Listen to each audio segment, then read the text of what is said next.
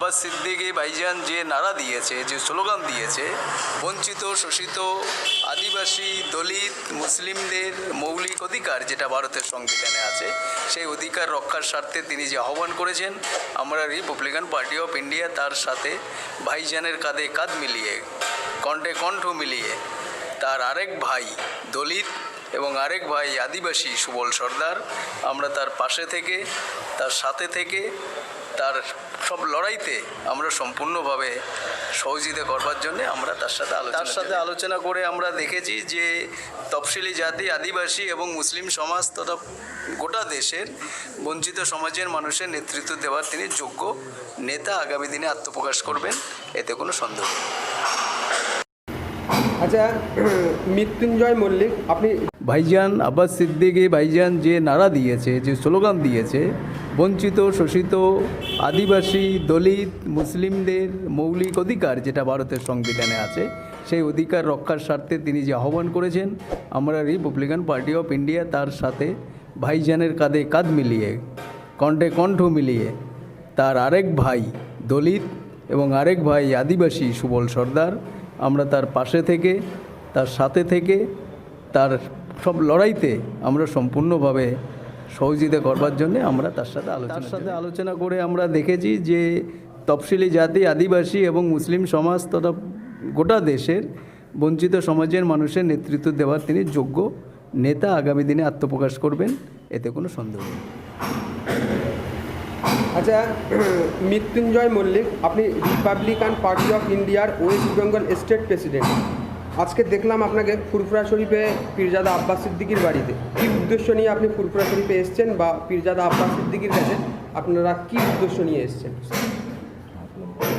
পীরজাদা আব্বাস সিদ্দিকী ভাইজান তিনি যে নারা দিয়েছেন তফসিলি জাতি, আদিবাসী এবং মুসলিমদের অধিকার রক্ষার স্বার্থে, এবং ভারতের সংবিধান, যে সংবিধান বাবা সাহেব ডক্টর বি.আর. আম্বেদকর প্রতিষ্ঠা করেছেন, সেই সংবিধানে ভারতবর্ষের প্রতিটি ধর্মের, প্রতিটি বর্ণের মানুষের যে অধিকার আছে, সেই অধিকার সুনিশ্চিত করবার জন্যে ভাইজান যে আহ্বান করেছেন, সেই কারণে আমরা রিপাবলিকান পার্টি অফ ইন্ডিয়া প্রতিষ্ঠা করেছিলেন বাবা সাহেব ডক্টর বি.আর. আম্বেদকর, যিনি ভারতের সংবিধান লিখেছেন। ফলে ভারতের সংবিধান রক্ষার স্বার্থে এবং দলিত, আদিবাসী এবং মুসলিমদের সার্বিক উন্নতির স্বার্থে রিপাবলিকান পার্টি অফ ইন্ডিয়া লাগাতার লড়াই সংগ্রাম করছে। ফলে আজকে স্বাধীনতার ৭৪ বছর পরে ভাইজান আব্বাস সিদ্দিকী ভাইজান যে নারা দিয়েছে, যে স্লোগান দিয়েছে, বঞ্চিত শোষিত আদিবাসী দলিত মুসলিমদের মৌলিক অধিকার যেটা ভারতের সংবিধানে আছে, সেই অধিকার রক্ষার স্বার্থে তিনি যে আহ্বান করেছেন, আমরা রিপাবলিকান পার্টি অফ ইন্ডিয়া তার সাথে ভাইজানের কাঁধে কাঁধ মিলিয়ে, কণ্ঠে কণ্ঠ মিলিয়ে তার আরেক ভাই দলিত এবং আরেক ভাই আদিবাসী সুবল সর্দার, আমরা তার পাশে থেকে, তার সাথে থেকে, তার সব লড়াইতে আমরা সম্পূর্ণভাবে সহযোগিতা করবার জন্যে আমরা তার সাথে আলোচনার জন্য আজকে এসেছি। আচ্ছা, আপনারা যে ফুরফুরা শরীফে এসেছেন পীরজাদা আব্বাস সিদ্দিকের বাড়িতে বা ওনার সঙ্গে সাক্ষাতের উদ্দেশ্যে, ওনার সঙ্গে কি আপনাদের কোনো সাক্ষাৎ হয়েছে? হ্যাঁ, ভাইজানের সাথে দীর্ঘক্ষণ ধরে আলোচনা হয়েছে। তিনি অত্যন্ত বড় মনের মানুষ এবং তার সঙ্গে প্রায় 2 ঘন্টার মতো আলোচনা হয়েছে। আলোচনায় আমরা যেটা আশা করিনি তার থেকে বেশি আমরা পেয়েছি। কারণ আব্বাস সিদ্দিকী ভাইজানের নামে যারা কুৎসা রটনা করছে, তাদেরকে বলতে চাই যে আব্বাস সিদ্দিকী ভাইজান তিনি যে সোর্স নিয়ে আজকে এখানে এসেছেন এবং যে ভাবনার কথা তিনি বলছেন, ভারতবর্ষের দেশ রক্ষার স্বার্থে, ভারতবর্ষের জনগণের স্বার্থে তিনি যে আওয়াজ তুলেছেন, আমরা মনে করি তার সাথে আলোচনা করে আমরা খুবই সমৃদ্ধ হয়েছি।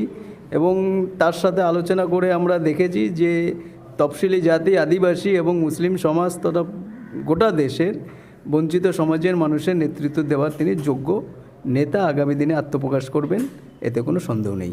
আচ্ছা, শেষ প্রশ্ন আপনার কাছে। আপনি যেহেতু বললেন যে পীরজাদা আব্বাস সিদ্দিকীর সঙ্গে আপনি 2 ঘন্টার আপনারা বৈঠক করেছেন বা আলোচনা করেছেন, তো উনি তো নিশ্চয়ই ওনার এজেন্ডা সম্পর্কে আপনাদের বলেছেন বা আপনাদের শুনিয়েছেন। আপনাদের রিপাবলিকান অফ ইন্ডিয়া এই যে পার্টি বা আপনারা দলিত, আদিবাসী যারা আপনারা আছেন বা পশ্চিমবঙ্গের পিছিয়ে পড়া মানুষ বা অন্য সম্প্রদায়ের মানুষ আজকে পীরজাদা আব্বাস সিদ্দিকীর সঙ্গে বৈঠকে আপনাদের কি মনে হচ্ছে যে আগামী দিন পীরজাদা আব্বাস সিদ্দিকী যদি 2021-এর দেশের স্বার্থে, জাতির স্বার্থে, দলিত আদিবাসী মুসলমানদের স্বার্থে যদি প্রতিনিধি করেন বা প্রার্থী দেন, আপনারা কি পীরজাদা আব্বাস সিদ্দিকীকে সাপোর্ট করবেন? বা আপনাদের পিছিয়ে পড়া যারা দলিত আদিবাসী আছে তারা কি পীরজাদা আব্বাস সিদ্দিকের কথাতে বা আপনাদের কথাতে কি ভোট দেবেন?